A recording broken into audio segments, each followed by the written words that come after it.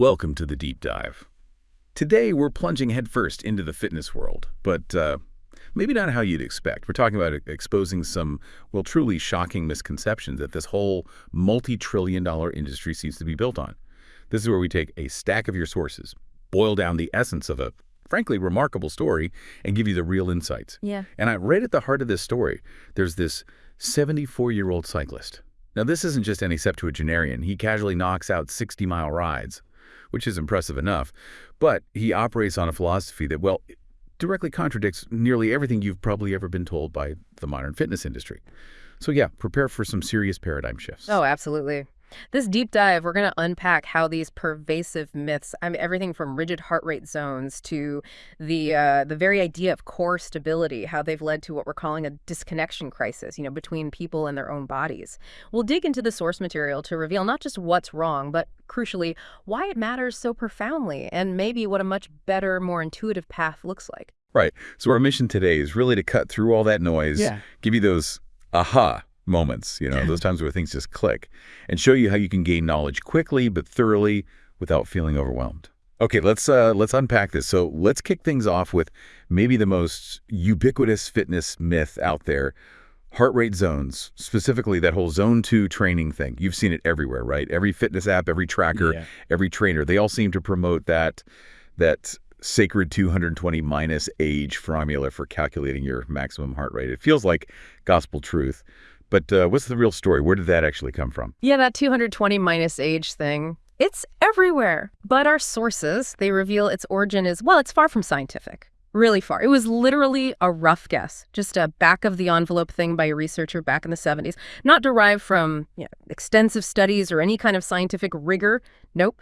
In fact, the original researchers themselves later concluded, and this is a quote, "It was not a formula, it was a bad guess." A guess. Seriously. Yeah. Not based on proper studies or anything. That's almost unbelievable. Yeah. Especially when you think about how precise everyone tries to be, hitting those exact zones. How much can it actually miss by then if it's just a guess? Oh, precise is the wrong word entirely. Our sources show the individual variation is just massive, huge. Maximum heart rate can differ by a staggering 35 to, wait for it, 110 beats per minute, even among healthy athletes of the exact same age. Yeah, we've found specific examples in the research. A 57-year-old runner off by 27 beats compared to their actual max. A 73-year-old off by 39 beats, just using the formula. So essentially, people are training in zones that might be completely wildly wrong for their actual physiology. Wow, 30, 40 beats. That's a huge margin of error. Okay, but what about getting it tested in a lab? Isn't that the gold standard? Shouldn't that fix it? You'd think so, wouldn't you? That's what everyone says. But even there, our sources highlight some pretty big limitations. Research showed elite NCAA runners, these are top athletes, right? Their heart rates were 13 plus beats per minute higher in actual competition than what they hit in a controlled lab setting. Why? Well, there's a powerful psychological barrier. It's self-preservation, basically. Your body, your brain, just won't let you push to your absolute true maximum in a controlled kind of artificial environment. It holds back. Okay, so if you stack all these errors up, it's actually kind of crazy. You've got the formula errors, which could be off by 40 plus beats, then lab limitations underestimating by another 10 to 15 beats, psychological barriers holding you back even more, massive individual variation, and daily fluctuations too, right? So the result is your zone 2 calculation could realistically be off by what, 50 beats per minute? Maybe more. Easily, 50 plus is quite possible. That's like navigating with a compass that's just fundamentally broken for you personally. Exactly. And, if we connect this to the bigger picture, think about how actual heart patients get treated in cardiac rehab. Do they obsess over precise zone 2 percentages based on some theoretical max? Not at all. They use remarkably simple, practical approaches. Things like take their resting heart rate, add 20 beats. Simple. Or they use RPE scales, rate of perceived exertion. Basically, how hard does the exercise feel to you? Or just the talk test, can you hold a conversation? They monitor symptoms. They provide individualized assessment. There are no rigid zone percentages based on flawed formulas for people who genuinely need careful cardiac management. That's such a fundamental disconnect, isn't it? Yeah. Healthy people getting advice based on a bad guess, while patients get sensible, personalized guidance. And what's even more fascinating, medical research has apparently found something called peripheral heart action training, or PHA. That's basically moving blood dynamically between your upper and lower body, right? Alternating exercises. And that's supposedly superior for cardiovascular benefits because it makes the heart work harder to pump blood around. That's right. PHA training forces the heart to adapt constantly, pushing blood between large, distant muscle groups. It's a much better circulatory workout, according to the research we looked at. So it just begs the question, why on earth are generally healthy people getting advice that seems less sensible, less effective even, than heart patients? It's backwards. Okay. So we've pulled back the curtain on heart rate zones. That's eye-opening. But what about that other fitness holy grail, the thing everyone talks about, core stability? I mean, I want you listening right now just for a second. Imagine asking your trainer to actually define the core and then point to it. Where is it exactly? And here's what truly stood out in our sources on this one. Core stability. As this separate, trainable thing, it doesn't really exist. Not like that. Muscles work as an integrated system. They coordinate. They don't operate in these neat little isolated boxes. And get this. The original researchers who kind of built their careers on this concept, names like Hodges, O'Sullivan, Cook, they've actually quietly abandoned the concept themselves. They've moved on. Yet the fitness industry, it just keeps marketing core stability like it's the absolute key to everything. Hold on. The original researchers abandoned it, but everyone still teaches it. So if core stability isn't really a thing you can isolate and train, what does that mean for all those crunches and planks and bird dogs? Yeah. I remember reading Stuart McGill's research. Didn't that show that bracing too much, like we're often told to do, actually reduces stability? That seems completely upside down. It is. It's totally counterintuitive to what most people are taught. McGill's work did show that really clamping down, bracing those muscles closest to the spine, which is what many core stability exercises encourage, can actually make you less stable and decrease how much load you can handle safely. It just goes against the grain. And compounding this whole issue, our sources point to something they call the backwards breathing epidemic. Apparently, 11% of the normal population, but a staggering 83% of anxiety sufferers breathe paradoxically, meaning their chest and shoulders rise when they inhale, but their belly pulls in, the opposite of efficient diaphragmatic breathing. Now, if you're trying to train your core while breathing like that, it's completely counterproductive. It's like, trying to drive with the handbrake firmly on, nothing's going to work, right? 83% of anxiety sufferers. Wow. And for people with back pain, it's often the opposite of what they think they need too.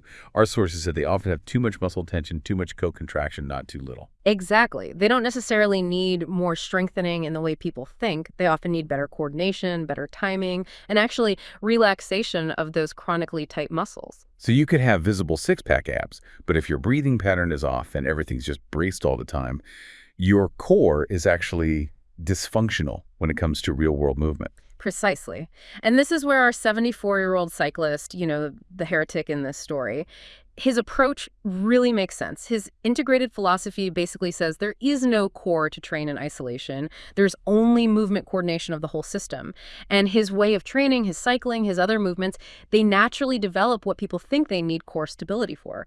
But it comes through emphasizing breathing integration and overall fluid movement patterns, not by just bracing and holding. You see it all the time in gyms. People holding planks for like minutes on end, grimacing, thinking they're building this amazing functional core. And all this time, according to these sources, they might be breathing backwards and not actually addressing the real issue, which is coordination and flow. What's the deal with that plank obsession the sources mention? They call it the plank obsession because it focuses entirely on a static display of tension, right? Holding rigid. But real-world core function, how your trunk actually works when you move. It's about dynamic stability. It's about breathing while moving. It's about transferring force smoothly, responding to unexpected loads, supporting rhythm and flow in your limbs. It's inherently dynamic, not static like a plank. And this just underscores, again, the critical importance of mastering basic breathing mechanics first. Deep diaphragmatic breathing, getting your rib cage moving properly before you even attempt any of this so-called core stability training. Because if your breathing is dysfunctional, it fundamentally undermines everything else. You're essentially building strength on a foundation of quicksand. It won't hold up functionally. Right, building on quicksand. That's a great analogy. Okay, let's broaden our lens a bit now. Yeah. Beyond just heart rate and core to other, well, frankly, misguided metrics that the fitness world seems obsessed with.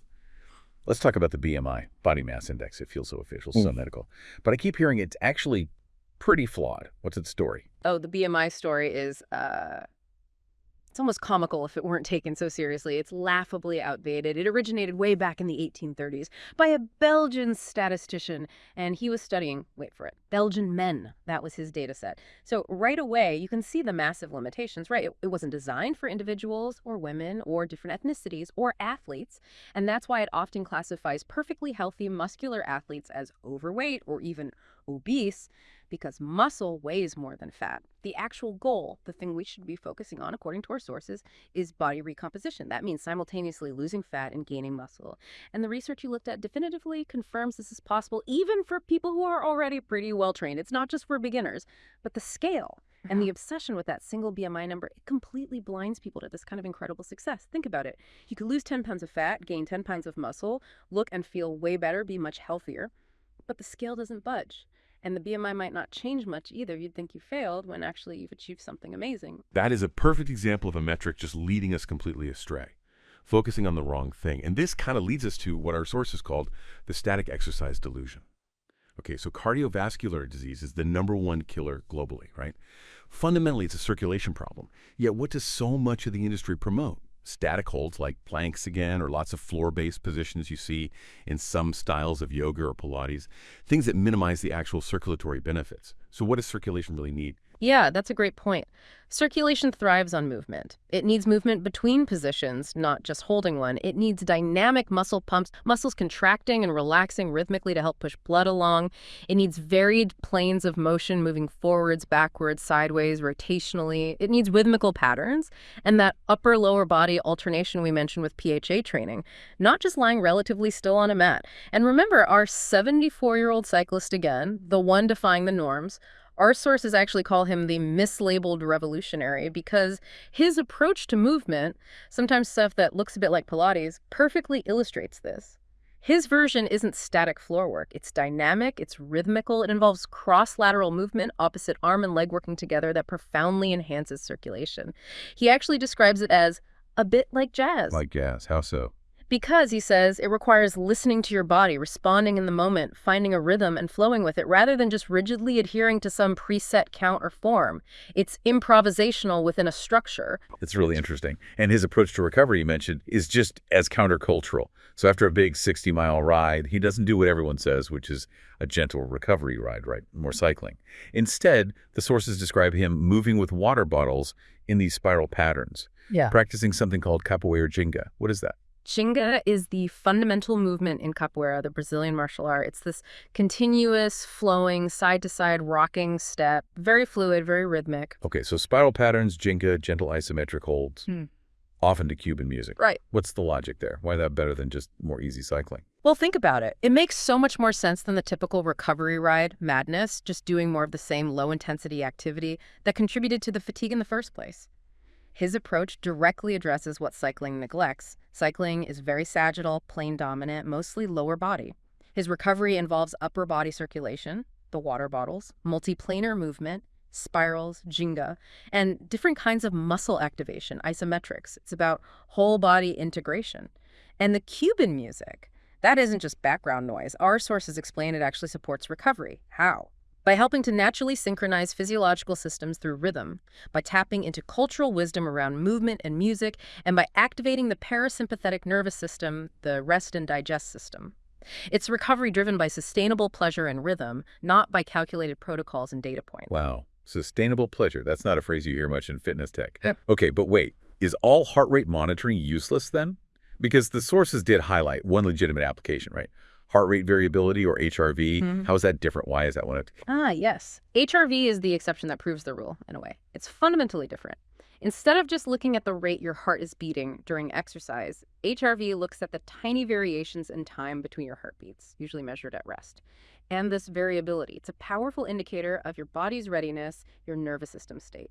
So HRV actually tracks genuine recovery. That's a total game changer. It can predict overtraining weeks in advance sometimes. It can detect illness. There were studies showing HRV changes happened like 7 days before COVID symptoms appeared. And it effectively monitors your overall stress levels, both physical and mental. But the key, the absolute key with HRV, is focusing on your individual trends over time. It's not about hitting some universal target number. It's about seeing how your personal baseline changes day to day, week to week. Even simpler, just tracking your resting heart rate trend first thing in the morning can give you valuable clues. Smartwatches actually detected early COVID cases just by flagging unusually high resting heart rates for individuals. Okay, so HRV and resting heart rate trends, looking at personal patterns over time, that's useful. Got it. But then there's another layer of complexity the sources brought up, the assimilation factor.